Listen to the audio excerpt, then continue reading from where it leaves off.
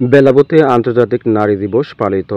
অধিকার, সমতা, ক্ষমতায়ন নারী ও কন্যার উন্নয়ন এই প্রতিপাদ্য স্লোগানের ভিত্তিতে আন্তর্জাতিক নারী দিবস 2025 উদযাপন উপলক্ষে 8ই মার্চ শনিবার সকাল 11:30টায় বেলাবো উপজেলা প্রশাসন ও উপজেলা মহিলা বিষয়ক কর্মকর্তার কার্যালয়ের আয়োজনে র্যালি ও আলোচনা সভা অনুষ্ঠিত হয়েছে।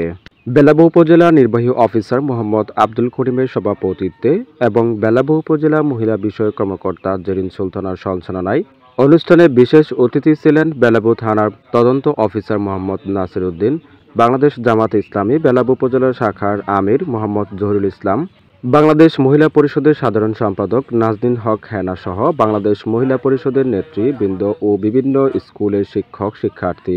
স্বাগত বক্তব্য রাখেন উপজেলা মহিলা বিষয়ক কর্মকর্তা জেরিন সুলতানা। অন্যান্যদের মধ্যে বক্তব্য রাখেন উপজেলা কর্মকর্তা আব্দুল করিম সহ প্রমুখ।